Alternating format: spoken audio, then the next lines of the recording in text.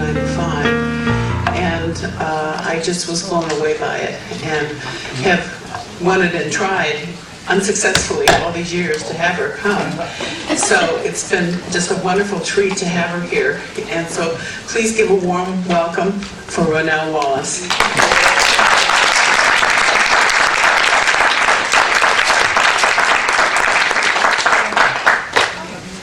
And I noticed there's change, so that means I got the tip for this. What? Okay, is it this one that works? No, it's the other one. Other one. There we go. Just a second. Please turn your cell phones off. Last time we had 2 or 3 interruptions and it was really not pleasant. So just get rid of them now. Thank you. Hey, Diane, lights. Yeah. What an honor it is to be here in Chicago, and that you would take time right before the holidays to come and listen to me. So I really deeply appreciate it. Wrong ones. Wrong lights. That's the ones. Oh, Good. okay. That's what we have. They've changed things here. You were going there. No. Okay then. I'm a little more animated, so I hope you are okay with that. I have to, because I love life and I appreciate life for all that I've been through. I don't know why God just does this to me, but He puts me up against death constantly. As a matter of fact, 4 weeks ago, I was septic with a temperature of 107. And was in the hospital for 5 days, but in that 5 days the temperature was at 106. And I was not expected to live, and I was completely badly septic. I have what they call RSD, if anyone knows what that is. It's reticular sympathetic dysphoria. And what happens is the body gets so painful that it's like churning on, going so high. You know how the pain scale is from 1 to 10? Well, my scale went all the way up to a 15. Okay. And the best way to describe this is the hose got up to 15 and it blew. And it can never be switched back on, so they say. So I am at 15 pain level all day long, every day, all over my entire body. It's like being burned all over again, except now all over. And so I keep asking God, why do you do this to me? I overcame cancer again, because I've had cancer several times, colon cancer just about 3 years ago. And they told me that I was not going to make it 3 years ago. So here I still am. And then I was in a horrific, horrible car accident that almost ripped my arm completely off. Tore the seatbelt, car exploded. I was not burned in that car accident, thank goodness. Survived that car accident. So I keep, like I said, each time popping out of my body and each time asking, what? Why don't you just let me stay here? Because I really had a hard time the first time that I died. I thought I'd tell you a little bit about my story, if that's all right with you. Yeah. And then tell you what I learned from my experience. I was a television reporter, and you couldn't be more skeptical than a television reporter. Being a television reporter changed my life. It made me very, I don't know what the word to use. You rarely believed in people. You just simply lose hope in society and community. You become very cold and indifferent. And this is how I had become, because you had to report on everything you saw, and you can't get attached to any story. And so I just became very, very cold and indifferent. And most television reporters are very, very, very competitive. And so the object is not about being a reporter. The object is about having a nice home, nice car, and being on the top market. And so that's where my head was at. My ex-husband, we are now divorced for 6 years,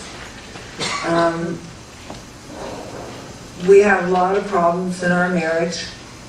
That's why I went to work, because I had a feeling that things might end up where I'd have to go to work.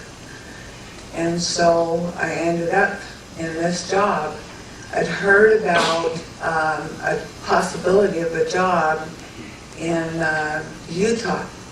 And the moment that I had heard about it, these feelings came over me so strong not to go on this trip. We had a small beach bonanza airplane. We lived in a place called Bakersfield, California. For anybody who knows Bakersfield, California, the reason they called it Bakersfield, California, you baked in the summer and you froze in the winter. And so you always wanted to get out of there. And so we got this small beach bonanza airplane to get out of the weekends and get over to the beach, go over to Los Angeles, go to San Francisco. And so having a small plane was a wonderful, wonderful gift, to me. It felt wonderful to get way above the earth and finally get into a place of silence, away from all the chaos. I still fly and love to fly. And yet this trip was different. And I'll never forget those feelings that kept perking at me. And I kept thinking, is this my doubts and fears overtaking me? Or is this real? Or am I losing my mind? And so we had 2 little children at the time that we planned on taking on the trip, but the feelings had become so overwhelming that I called my parents and I said, will you take the kids for a week? I just have a feeling I'd just really rather that they didn't go. And so, of course, my parents said, sure. And we got this trip together, started flying. We had to get over to Rialto, California to drop the kids off.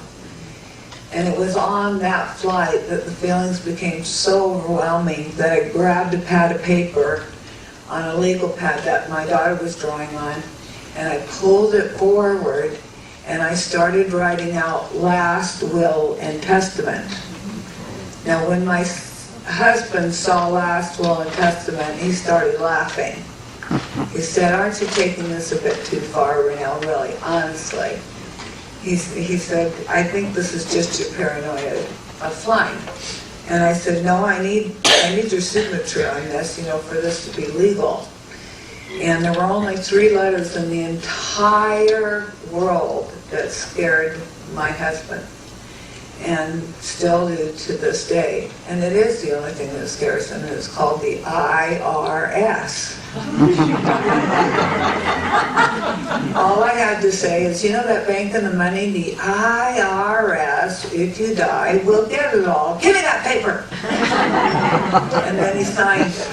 And we folded it up. This is just a small private airport. And my parents were, Mom, come toward me in the suitcase, and I said, Mom, there's a little piece of paper inside that suitcase. What I want you to do is just put it someplace safe, someplace where, if in case something happens, I want you to open that letter. And she goes immediately, like parents do, RaNelle, what's wrong? We do that as kids, but to our parents, to our kids. Yeah, I said that right. I'm still a kid. And so my mom said, what's wrong? I said, Mom, I have a strong feeling. And I had this dream last night that I was walking through a graveyard, and I remember the fog being over the grass, and it was wet. And I passed an angel statue, and I came to a flat stone. And when I looked down at the flat stone, I saw a name on there. And I fell to my knees and I said, oh God, please don't let this be. And she says, well, whose name was on there? I said, I don't know. But just in case something happens, please love the kids like I love my children. And she goes, you're not going. I said, Mom, things are going to be just fine. Terry then started calling me. That's my now ex-husband. Come on, RaNelle, let's go. Let's go. We got to get out of here. Let's go. So I started going to the airplane when I heard a sound, and it was a crinkly sound. Crinkle, crinkle, crinkle, crinkle. Last will and testament, don't you dare leave me with these kids. Now get back here right now. I said, Mom, it's going to be fine. Don't worry about it. You know, where's the safe prayer? You know, that one sometimes we do in our, we say these little prayers. I don't know if you do, but I always say, Dear Father, please get us there in safety and no harm befall us, and please, no ticket. Oh, you know that one, I take it. And so we took off, and I said, things are going to be fine. And I saw my mom holding the kids in her arms, and she was crying. And somehow in my heart, I knew that I had now made a choice. Somehow that was, have you ever done that? Or felt that? So we got up to Utah, and the weather was beautiful, and I thought, see, that was just my fear of flying. This was me feeling crazy. And we got up there for about a week, and we heard about a horrible snowstorm that was coming through the southern part of Utah. And a week with Terry was enough. He was driving me crazy. I couldn't take it anymore. And I had made a decision that we would get a divorce when we got home. And I distinctly remember we just argued and fought the entire time, and we had made our trip short because of that. And so we got in the plane, and it was just like a day like today. No different. You know, in California, we're used to weather like this, and the weather comes down just like here, I'm supposing. You get a little bit of trickle of rain, and that's it, right? Well, you know, we took off, and it was just like that. Trickle, a little bit of rain. We'd heard that the storm had not even gotten to, you know, southern Utah. We were beating this horrible storm, the worst storm of the season, the worst storm they thought would ever hit Utah.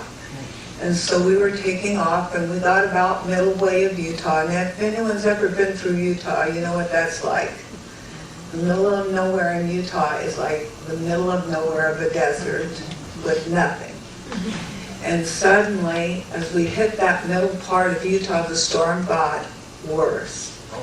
There was only one door, and the door was on my side of the plane. And this is why I had this little doubt about flying and why I had a fear of flying. In this A36 Beach Bonanza, you can't miss them, they have a little detail on the back. Every once in a while, the door would fly open during flight. Yeah, you'd be frightened too. And I always had these visions, you know, of the pressure and being sucked out of the plane, and off went RaNelle. And of course that never happened, but I always felt that way. And so here we were now in this snowstorm that was now coming down, and there were lightning bolts hitting all around us. The plane was now really unstable. Terry said, reach out and grab a hold of the door and hold on to it until we get to Las Vegas. Now Las Vegas, as far as I was concerned, was as far as the North Pole. It was quite a ways away. Now you know why we had problems in our marriage. I said, I am not going to do this. I said, get this plane down now. And he had always knew how to land on dirt roads and roads. We had practiced it quite a bit in case of an emergency. He says, "RaNelle, do you see anything?" I said, "Yes, I saw a truck. I swear I saw a road." And so he had circled, and sure enough, there was a road. And it was a dirt road. And so we made a decision to land on this dirt road. The wheels went down. I was holding on to the door with a tight grip, and of course it was going in and out a little bit because of the wind and because, of this horrible storm. And just moments before we were about to land on this dirt road, he changed his mind. I said, "What are you doing? Get the plane down." He said, "We can't. See that little pothole in front of us? If we do, the plane will flip over and we'll die. So hang on." He pulled up on the steering column and we went, woo, up. I said, "You're out of your mind. Put this plane down now. I swear, Terry, put the plane down now." What had happened is as we were going up, the wind had gone across our wingtip, and as it did, the plane went a little bit to the left, and it hit a juniper tree. Now, when it hit the juniper tree, the plane now started to sway back and forth. And of course, I was swinging now in and out of the door. And I was scared to death we weren't going to make it. And what do you do when you're scared to death? Right. You're right. I don't care if you're agnostic, Rick. You're going to pray for the first time in your life. And God's going to become really real at that moment.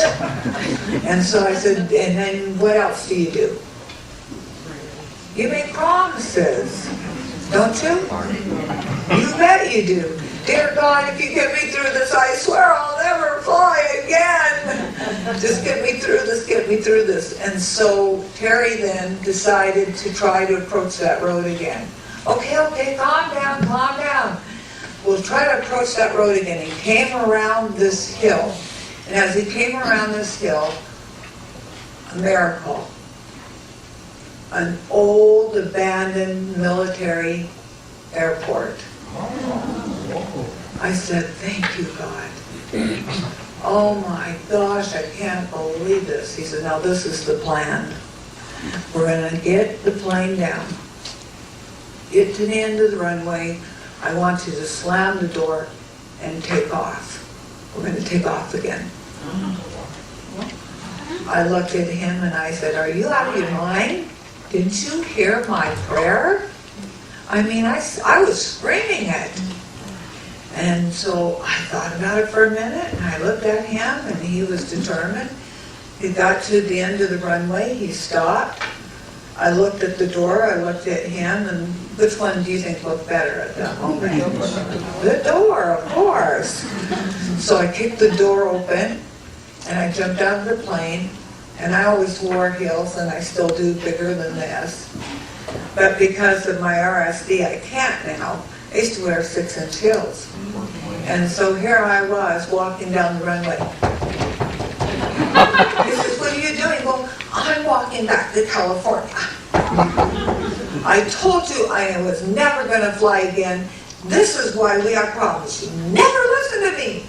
And he says, "Oh, come on, RaNelle, this is the most ridiculous sight you ever saw. You should see this plane chasing this woman down the runway. Get in. Finally, he stopped the plane. And he says, "I'm glad. Are you finally listening?"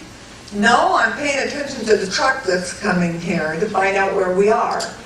And sure enough, there was this old green truck coming up, and it was a farmer in there. I said, "Where are we?" And he said, "You're in a small town called Delta, Utah." Now, Delta, Utah was so small it didn't even have a stoplight. That's how small this town was. And I said, "Oh my gosh, do you have like a hotel or something? I just need something comfortable to sleep in." He kind of looked at me and said, "Well, we have one hotel. I don't know about comfortable, but we do have one hotel in town." I said, "Take me to it." And so we put the luggage into the truck. I said, "Thank you, God. Thank you for letting me do this." And we get to the hotel, and wow, what an interesting hotel. I was just there this last summer, and the carpet's still green. Nothing has changed. The room still looks exactly the same. In fact, I slept in the same room and was just shocked. We went into the room where we slept that night, and I began to have a dream. And the dream was one of those dreams, those nightmares you have. Have you ever had a nightmare that seemed so real that you began to toss and turn in your sleep, and then you wake up screaming? Have you ever done that? And then the sweat starts coming down your face. And I was screaming. I woke up and I said, Terry, whatever happens tomorrow, promise me, keep your word that we're never going to get in that plane again. Do you understand? And he said, oh, for Pete's sake, what time is it? Oh, RaNelle, it's 4 o'clock. Go back to sleep. Look, I'll tell you what we'll do. There's a small town nearby. We'll just fly there, just go back to sleep. We'll rent a car and go home. So I went back to sleep. Car rental, of course. That's the way we'll get home. The next morning I woke up, and I'm from California, and much like Chicago, of course cell phones now have eliminated those phone books. But do you remember when the phone books were phone books? You remember that? That ages me. Is it? I mean, now I don't see phone books anymore. Do you? So, I was excited to open that to find the phone book, and I found, phone book. And so I opened up the phone book to look for car rentals, and the only thing that they had was farming equipment rental. Now, yes, in my desperation, I looked up farming equipment rental and gave them a call. And it was very early in the morning, and they had just opened. And the man goes, excuse me, what do you want? And I said, yes, I just needed a car, something with a heater in.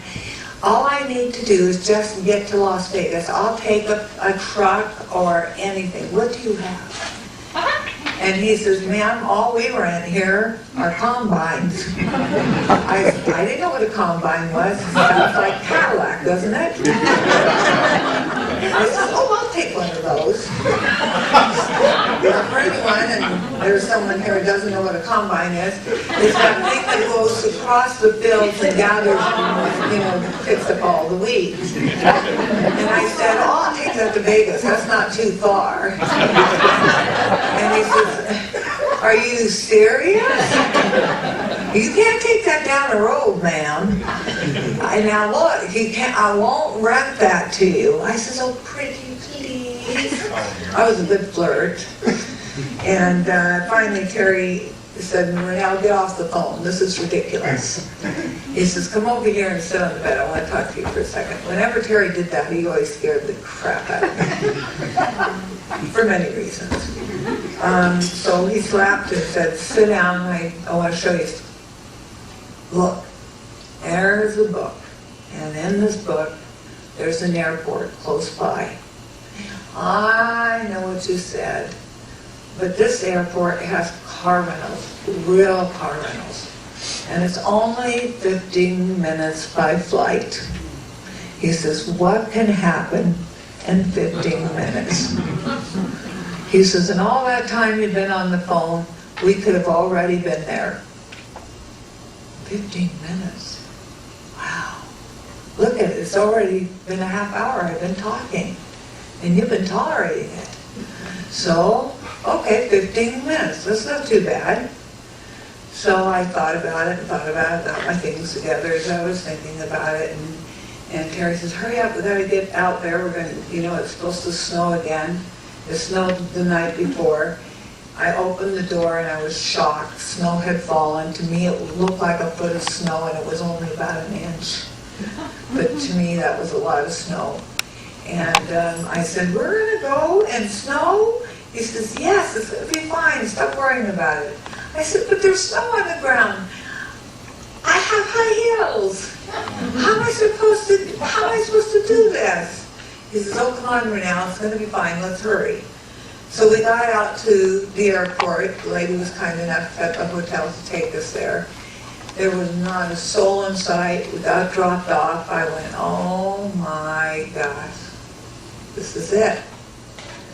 It's a do or die moment.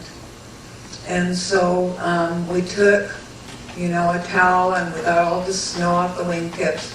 You could barely see the runway because of the snow. It was a white strip. We called out the numbers. We warmed up the engine. We got in. I slammed that door good and hard this time to make sure that it was shut. And then we turned and we started to make a beeline down this runway. Now, these Bonanzas are fast airplanes. So I held on to the seat with dear life as Terry started taking a speed down this runway. Now, have you ever seen a tire on an airplane and snow? It just started going down the runway, and as it did, it started slipping back and forth on the ice. And I said, Terry, stop. He says, what's the matter? I said, I had a dream last night. And this is the dream.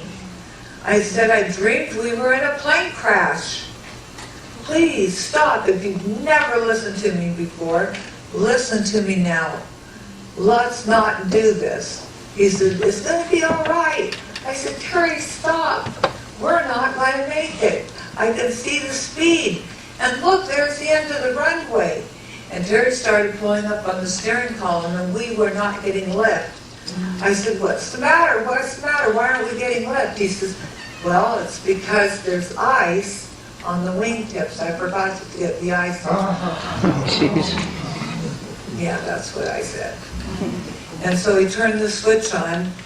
We, at that very moment, the wheels started to touch the end of the gravel. We got a little bit of lift over that fence. I screamed, now turn it around! And he says, we can't. If we try to turn the plane, we will stall. We're too low. RaNelle, let me get some more lift. I told you about this. When we do, you turn this plane around and get back. Go back. Turn around and go back. He says, oh, RaNelle, look out the window. Enjoy the scenery. Have you ever been in Utah? In the desert?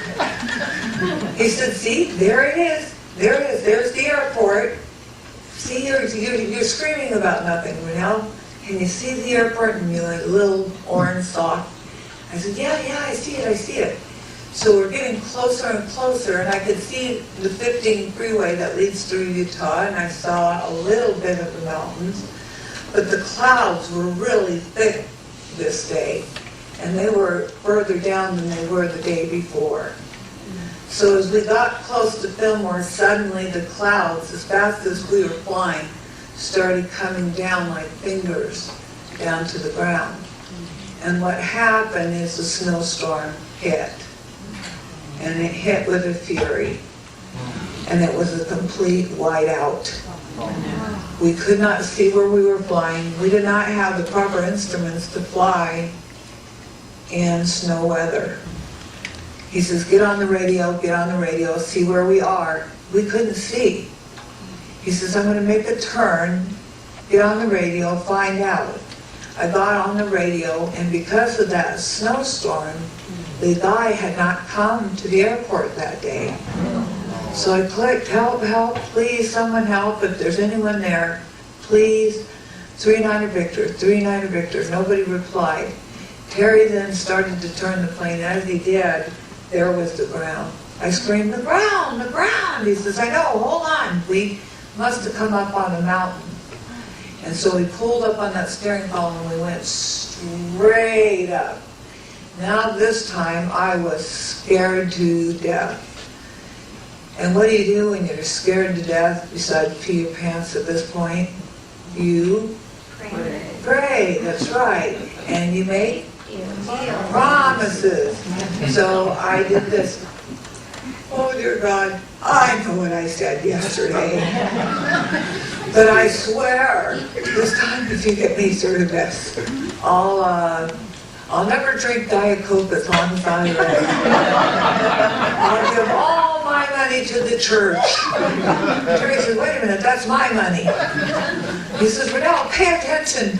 I'll never spank my kids again. I'll never cuss. Just get me through this, put angels on our wings, angels on our wings. RaNelle, will you pay attention? Look out the window. I can't see. Get on the radio. Call to Salt Lake. So I got on the radio, Mayday, Mayday, please, somebody out there help us, tell us where we are, Mayday. Terry says, wait, the clouds broke. When the clouds broke, for just that moment, we realized that we were flying over the 15 freeway. He says, that's it, we're gonna make an emergency landing on the freeway, RaNelle. I said, what? Mayday, Mayday, Mayday, help, help, please help. No one was responding. We got nothing but static. Terry said, now here's what's going to happen. I'm going to put the wheels down, RaNelle. When the wheels come down, what I want you to do is let me know when we touch the ground, because I have to focus on the instruments. Hey, get off the phone and pay attention. Okay, okay. I looked out the window, trying to wait. And of course the alarms went off. I knew we were pretty close to the ground. And suddenly, like fog will do, it broke. And when it did, we were landing on the top of a moving semi. Now this time, Terry then pulled up again. What do when you're scared to death? This time I peed.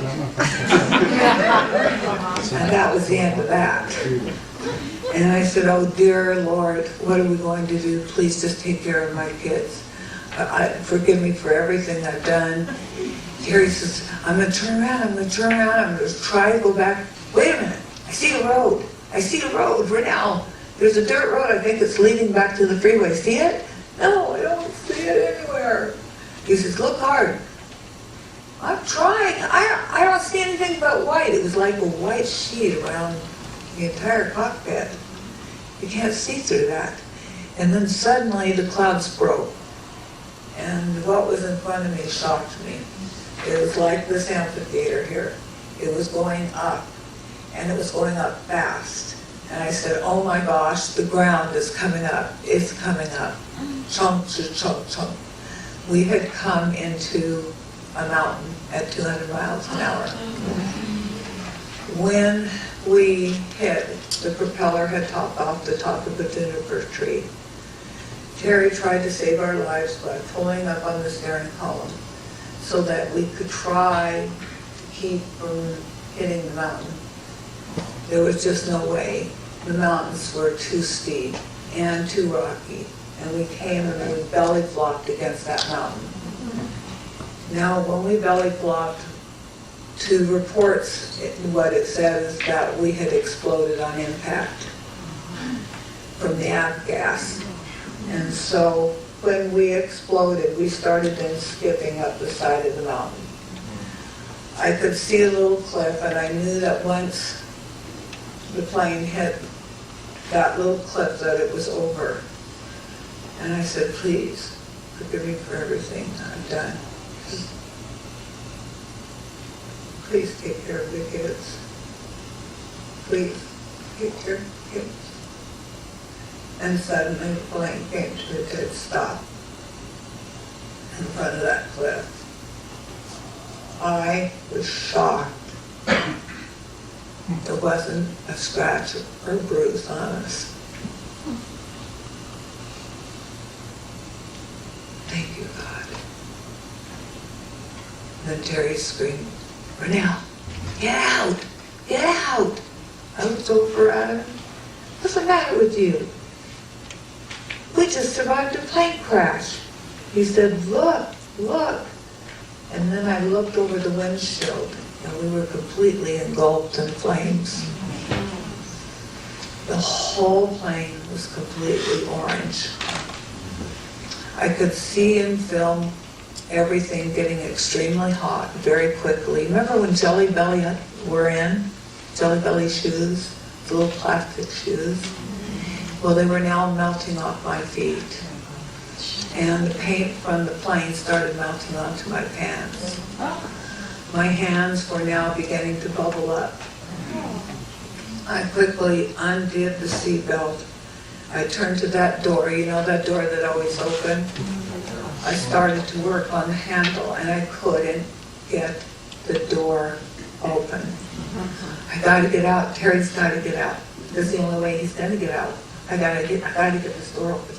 So I took one large kick. I had a plan that once I kicked it, I could climb out and get out. And when I kicked that door, it flew open and the flames met with the fuel in the inside of the cockpit. And a large backdraft explosion occurred. It blew my body out of the plane, out onto the wingtip. At that point, my body was completely on fire, like, you know, in the movies, like a stuntman. And I went, oh my gosh, what am I going to do? I got to get the flames out. Have you ever been burned by anything? Anything? A pan, curling iron. You know that terrible stinging sensation? Remember that in your mind? How that feels? I'm feeling that right now. But you remember how that feels? That stinging sensation was so overwhelming that I literally fell to my knees and started crawling. And as I did, I saw patches of snow between the rocks. And I started patting the flames out on my hands and my face, and as much as I could on my clothes. And then a wet snowstorm came over the top of me and started pelting me. I took a look at how I looked, and I licked my lips and realized that they were charcoaled. And as I did that, pretty much like right now, my lips started falling off. And I said, oh my gosh, I'm in trouble. I looked down at my pants and my pants were scorched brown. There were large holes that were still simmering from the burns from the fire. And there was a piece of carpet that had glued to my chest from the explosion of the plane. The carpet was the carpet on the dashboard, and it had glued to my chest. Everything else on me, shoes, coat, everything on me was burned completely off. Examining myself, I knew that I was a goner. I was in trouble. And where was Terry? I need help. Oh, he must have gone in to help, that's it. Terry! Where are you? No answer. Can't be. I heard the crackling of the flames. I turned over and I looked, and there was a large 30-foot flame. And Terry was inside that flame. His body was hunched over the steering column, and his eyes were closed. And as far as I could see, he was burning alive.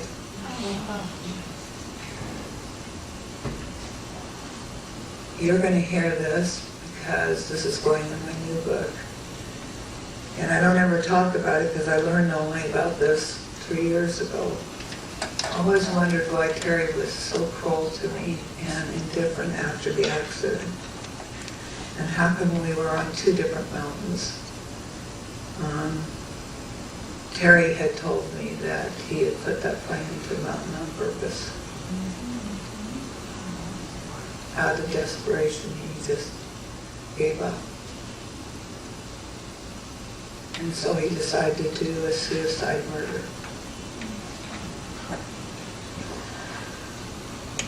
As I was trying to scream to tell him, get out, Terry, get out. I need your help. Get out. He wouldn't come to. I went over to the end of the wingtip and I really said, this is enough. This is enough. I don't want to pray anymore. I'm really pissed off. If there's a God alive, I need to know it, and I need it now.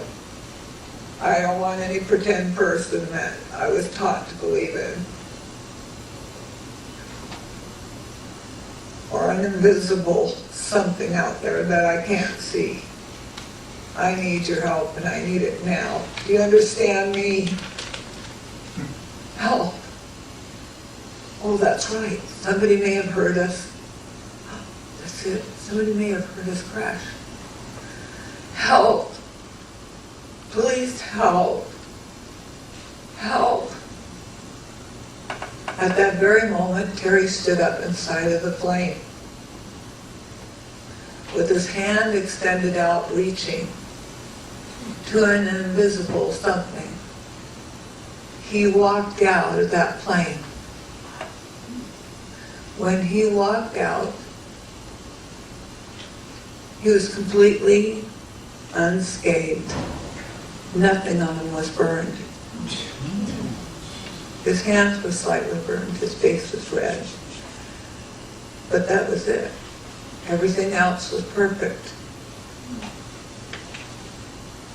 He saw me sitting there and he walked over to me and he said, "Where's the man that pulled me out?" I said, "There was no man, Terry." Yes, there was. There was this big man, and he grabbed hold of my hand, he woke me up, and he pulled me out. He says, "We gotta get out of here." I said, "No, the laws are stay next to the plane." He says, "No, we're gonna get out of here." He says, "We gotta get down this mountain right now." I said, "You don't know where you're going. It's snowing." He says, "RaNelle, if we stay up here, we're going to die. This is our only chance." I looked down at myself and said, "Excuse me, look at me. How am I going to do this? What does my face look like? What? Wait, that's right. What does my face look like, by the way?" I won't tell you what he said. But we made a decision to walk out of that mountains. We walked for 5.5 miles down that mountain in a blinding snowstorm. I had big, muddy balls around my feet. We got into one point where there was a large fence to keep the deer from going into the field that I had to climb over. And my hands were very, very badly burned. I had skin that was hanging like a glove, and I just had to pull them off so that I could get over the fence. And so with the burnt hands that I had, Terry had gotten over. He said his hands were slightly burned.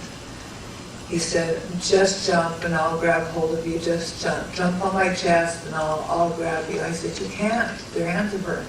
"It's okay, just jump. Now just jump." And so when I jumped, my hand got hold, and I have bad scars still from that. My hand got hold of the barb on the wire, and I got trapped and entangled in the barbs on this barbed wire fence. So he had to lift my body up and try to get my hands off the barbs. He was able to do it, and then he began to walk again. And he walked ahead of me, and lo and behold, we saw something in the fog. And I thought we were having a mirage and we were cars. We had walked to the 15 freeway. When we got to the 15 freeway, we waited and waited for 20 minutes, and I swore if I ever got through this, I would always help someone in need. Finally, a large truck pulled over, and there was a large black man in the car, or in this truck. I wish I could to this day thank him, because he was the only one that stopped. And he came and he tried to tear the barbed wire fences down with his own hands, and he couldn't. And then finally a sheriff pulled up behind him, And the sheriff pulled his gun out of his holster and started pointing it at us. And I screamed, "Don't shoot, I've been through enough." You see, our hands were up in the air trying to pull the birds, and reports were that we were being robbed. And so the sheriff said, "It's okay, it's okay. I see. So he put his gun back down, and they were able to get us through the wires. He says, "Where were you going?" I said, "Fillmore." He says, "Just a minute, let me grab you a blanket." And he opened the back end of his car. And you know how they have those big mirrors on cop cars? Now I got to see myself for the first time in that big mirror. When I saw myself, I saw that my head had swollen out to the distance of my shoulders. Completely. I could not even see my eyes and nose through the charcoal. My hair was now this black cap on my head. I started screaming out of control. And he said, "Stop screaming. You said Fillmore, right? Look, up." I looked up and Fillmore, 1 mile. He said, "In fact, you'll hear an ambulance start." As soon as he said that, we heard the ambulance start. They took us to this tiny little hospital. They began to take off what was remainder of us, on the clothes and such. I now could not hear, nor could I hardly see. I could hardly hear what they were saying. He said, "RaNelle, we hardly tell patients this, but you gotta hear this. You have close to 80% burns over your entire body, 2nd and 3rd degree. He says, you have hypothermia on top of it. Now you have now I had a better chance. I guess I heard somebody said they had a 0.5% or no percent. I had a 1% chance of living. They said, there is a hospital that can take care of you. Now it's a 3.5-hour drive from here. So we thought the fastest way to get you there is to get you on a lifeline helicopter or airplane. I said, "Is it snowing outside?" He said, "Yes." I said, "No!" And then they went over and said, Terry, we want to get you to save your wife's life. What do you think about getting on this helicopter?" No! First time in our lives we were doing something in harmony together. They then put us in the ambulance. We started heading out. We were heading for Salt Lake when all of a sudden it felt like somebody had thrown a brick on my chest. I couldn't breathe. I was struggling. I screamed, "Someone help. I can't breathe. I can't breathe. Help me, please." I guess I was drowning in my own fluids in my lungs because my lungs were burned from inhaling the flames. And so I said, "Please help." A male nurse said, "Stop trying, we'll do all the work for you." And when he said that,